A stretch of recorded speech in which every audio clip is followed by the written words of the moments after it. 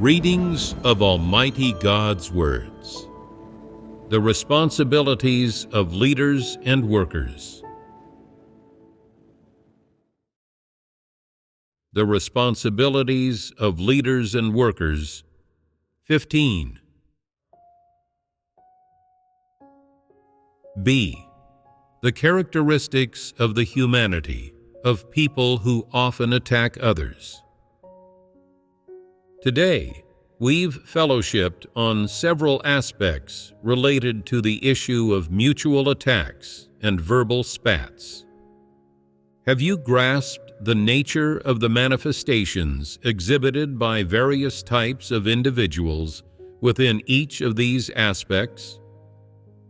Let's start with those who tend to attack others. Do they possess the reason of normal humanity? No. How does their lack of reason manifest?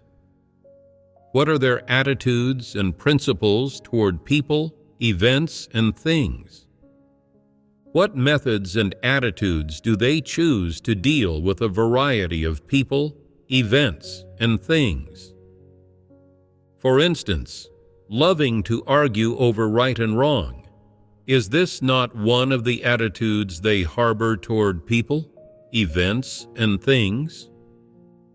Loving to argue over right and wrong means trying to clarify what's right or wrong in every single matter, not stopping until the matter has been cleared up and it's understood who was right and who was wrong, and stubbornly fixating on pointless things.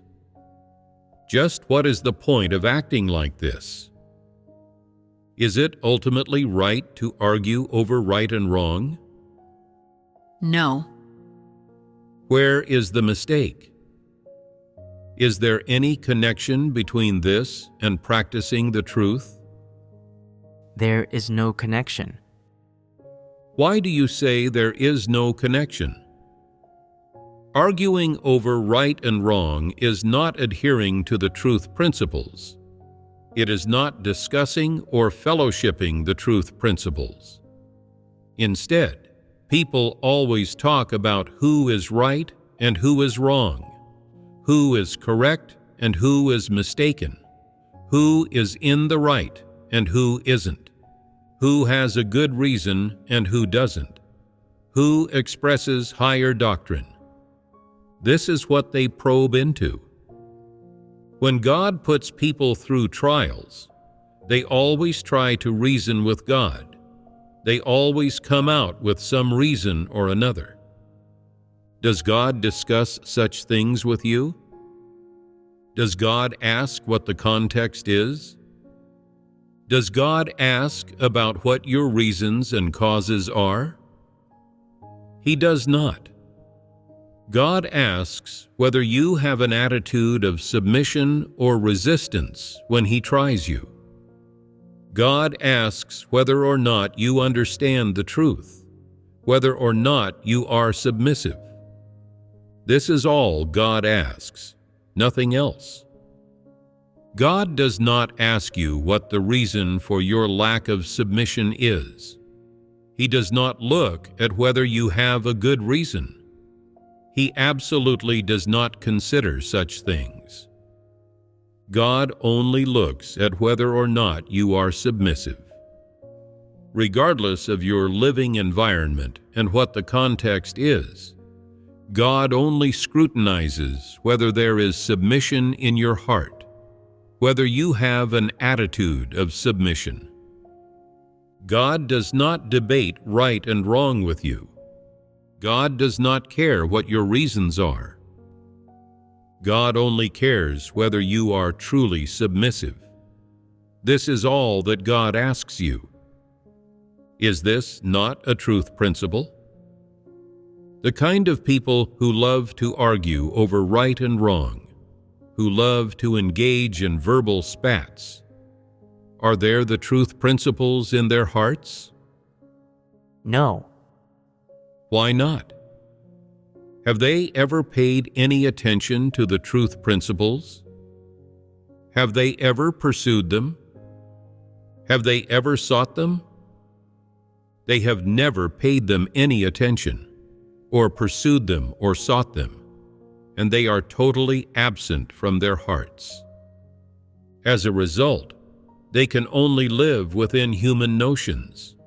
All that is in their hearts is right and wrong, correct and incorrect, pretexts, reasons, sophistry, and arguments, soon after which they attack, judge, and condemn each other.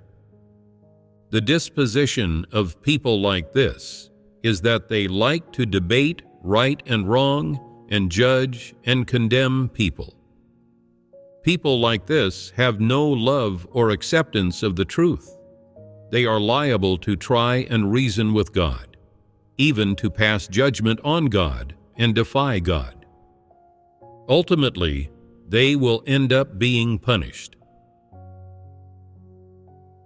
Do those who love to argue over right and wrong seek the truth?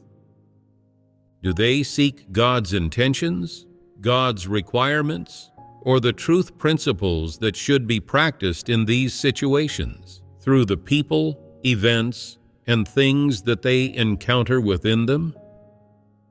They do not. When confronted with situations, they tend to study what that event was like, or what that person is like. What is this behavior? Isn't this what people often refer to as relentlessly fixating on people and things? They argue about people's justifications and the course of events. They insist on clarifying these things, but they do not mention in which part of the process of these complex situations they sought the truth, understood the truth, or were enlightened. They lack these experiences and methods of practice. They just keep saying, "You were clearly targeting me with that matter. You were insulting me. Do you think I'm so dumb that I can't tell? Why would you insult me? I haven't offended you. Why would you target me? Since you're targeting me, I won't hold back. I've been patient with you for a long time, but my patience has its limits. Don't think I'm easy to push around. I'm not afraid of you." Clinging to these issues, they incessantly present their justifications, dwelling on the right and wrong and the correct and incorrect of the matter. But their so-called justifications do not align with the truth at all, and not a single word of them conforms to God's requirements. They dwell on people, events, and things to the extent that others become utterly fed up, and no one is willing to listen to them. Yet they themselves never tire of speaking about these things. They talk about them wherever they go, as if they were possessed. This is called relentlessly fixating on people and things, and simply refusing to seek the truth. The second characteristic of people who engage in mutual attacks and verbal spats is their particular fondness for relentlessly fixating on people and things. Do those who relentlessly fixate on people and things love the truth? They do not love the truth. This is obvious. Then, do these individuals understand the truth? Do they know what the truth that God speaks of really is? Judging from their outward behavior of relentlessly fixating on people and things, do they know what the truth really is? It's clear they do not. What is the idea that they revere? It's the idea that whoever's words are the most justified is right. Whoever's actions are above board and can be laid for all to see is in the right. And whoever acts in accordance with morality, ethics, and traditional culture, gaining the approval of the majority, is in the right. In their view, this right represents the truth, so they can relentlessly fixate on people and things with great brazenness, and they never stop dwelling on these matters. They believe that being justified equates to possessing the truth. Isn't this very troublesome? Some people say, "I haven't disrupted or disturbed the work of the church. I don't take advantage of others. I don't like to steal from others. And I'm not a bully. I'm not an evil person." Is the implication here that they are a person who practices the truth, someone who possesses the truth? A large portion of those who relentlessly fixate on people and things believe themselves to be upright people who consequently needn't worry about rumors, and consider themselves to be upstanding, honorable people who would never flatter others. Therefore, when confronted with situations, they tend to argue and debate, and insist on proving that their justification is correct through these means. They believe that if their justification is solid, and it can be presented openly, and the majority agrees with it, then they are a person who possesses the truth. What is their truth? By what standard is it measured? Do you think such people can understand the truth? No. Therefore, they always relentlessly fixate on people and things and stubbornly dwell on them. These people do not understand the truth, so they always say, "I haven't offended you. Why are you always targeting me? It's wrong of you to target me." They believe, "If I haven't offended you, you shouldn't treat me this way. Since you're treating me this way, I'm going to get back at you. I'm going to retaliate, and my retaliation is legitimate self-defense. It's justifiable. This is the truth principle. Therefore, what you're doing doesn't align with the truth principles, but what I'm doing does. So I will fixate on this matter. I will always bring up this issue and always mention you." They believe that relentlessly fixating on people and things aligns with the truth principles. But isn't this a huge mistake? It is indeed a huge mistake, and they are misoriented. Relentlessly fixating on people and things is an entirely different matter than practicing the truth. This is the second problem with these people's humanity. They relentlessly fixate on people and things. What are problems of humanity related to? Aren't they related to one's nature? These people have believed in God for many years, but they do not understand the truth, and they think that the terms they know, such as being open and above board, upright and honest, candid and forthcoming, straightforward and upstanding, and so on, are the fundamentals of how to be a person. And they consider these things to be the truth principles. This is a profoundly incorrect viewpoint. People who engage in mutual attacks and who tend to partake in verbal spats have abnormal humanity. The first aspect of this is loving to argue over right and wrong. The second is relentlessly fixating on people and things. What's the third aspect? Isn't it their complete refusal to accept the truth? They can't even accept a single correct statement.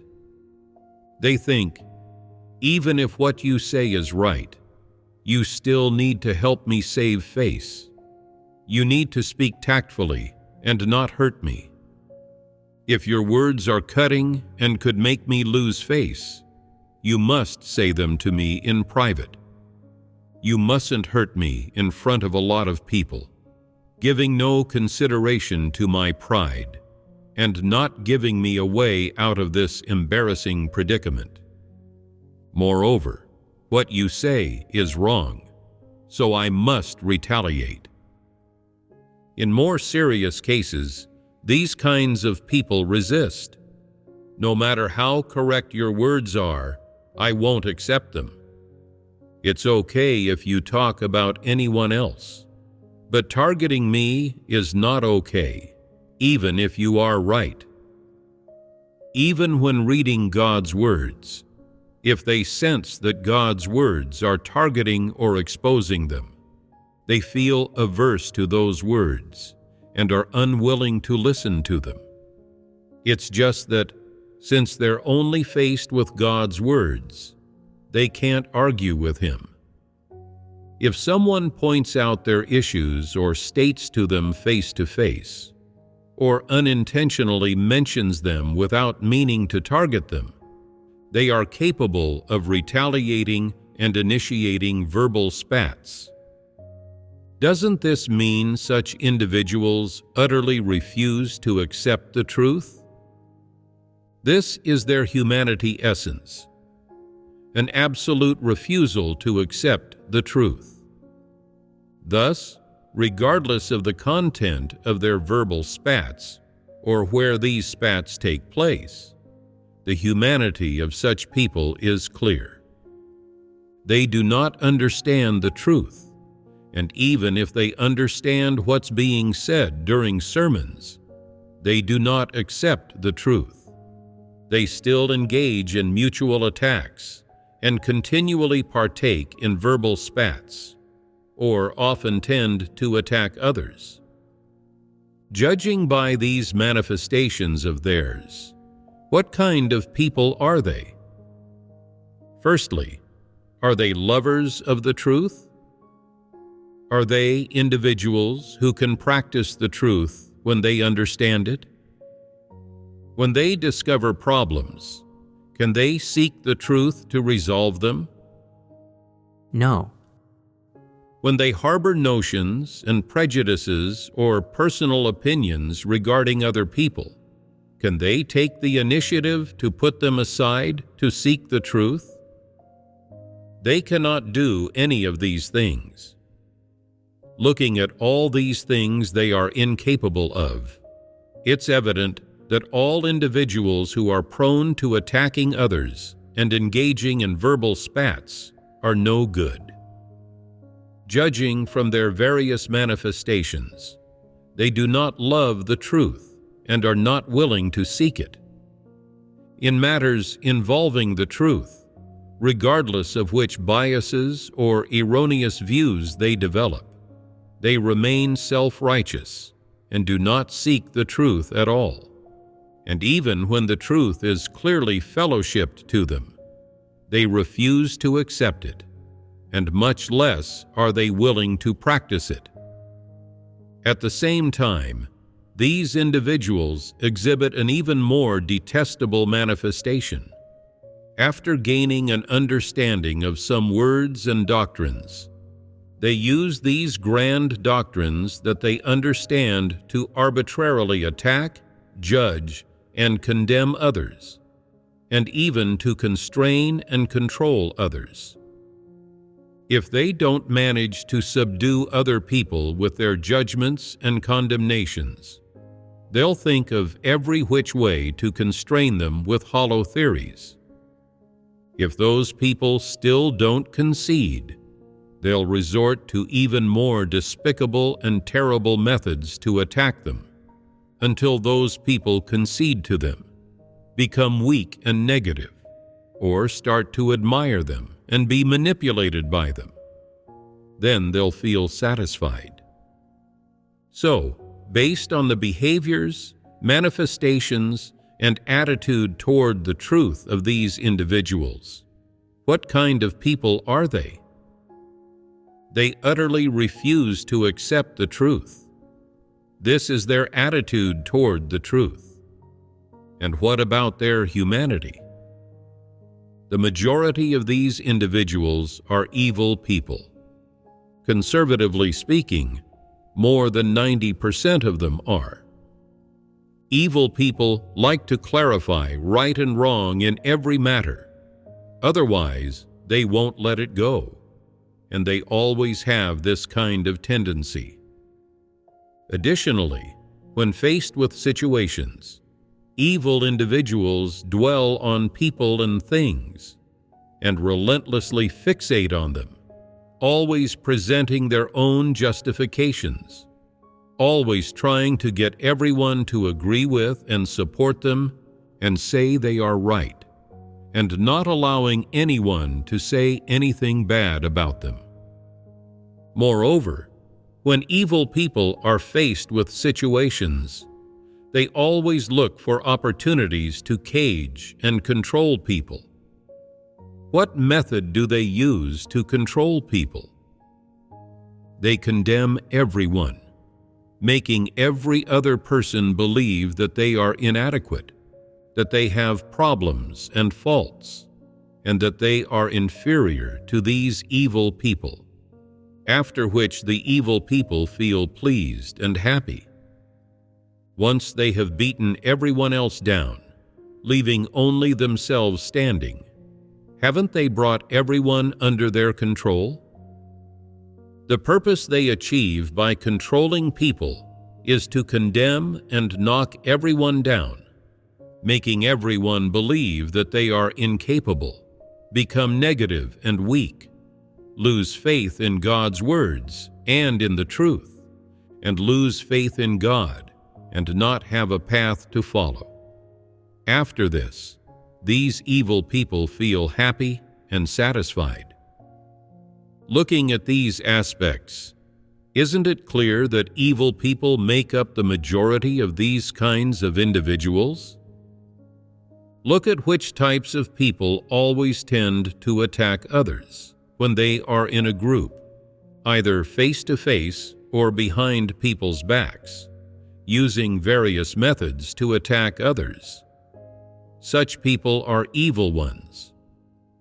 These individuals do not accept the truth at all, nor do they fellowship the truth, and they often take advantage of a situation to brag that they are good people, that whatever they do is justified and well-founded, and that they behave in an upright and above-board manner. They always brag that they are decent and honorable people, and straightforward and righteous individuals. These people never testify to the truth, nor do they testify to God's words. They just like to relentlessly fixate on people and things, and present their own justifications. Their intent and purpose is to make people believe they are good people, and that they understand everything. Regarding those in the church who often engage in mutual attacks and verbal spats, whether it's those who initiate the attacks or those who are attacked, if the church life is disrupted and disturbed, then most people should stand up to warn and restrict them. These people shouldn't be given time to run amok doing bad things, nor should they be allowed to affect others by venting their personal spite and seeking revenge due to their personal grudges and momentary anger. Of course, church leaders should also fulfill their responsibilities in a dutiful manner, effectively restricting these people from disrupting and disturbing the church life, and protecting the majority of people from being disturbed. When people engage in mutual attacks and verbal spats, church leaders should be able to stop and restrict them in a timely manner. If trying to stop and restrict them doesn't solve the problem, and they continue to attack each other and get into verbal spats, disturbing others, and they continue to damage the church life, then such individuals should be cleared out or expelled. This is the responsibility of the church leaders. We have fellowshipped quite a bit about the behaviors and manifestations of those who engage in mutual attacks and verbal spats. We also briefly dissected and fellowshipped on their humanity just now, which will enable you to gain more discernment of them and enable most of you to figure out what's going on and discern them in a timely manner when they speak and act. The more thoroughly you understand and know the essence of these people, the quicker you can discern them, and consequently, you will be less and less disturbed by them. Most of you should be clear about the harm that those who engage in mutual attacks and verbal spats cause to the church life and to God's chosen people. These kinds of people will definitely not reflect on themselves and stop fighting. If they are not promptly handled and cleared out, they will cause continuous disruptions and disturbances to the church life. Therefore, handling and clearing out such people is a very important item of work for church leaders, and it should not be overlooked.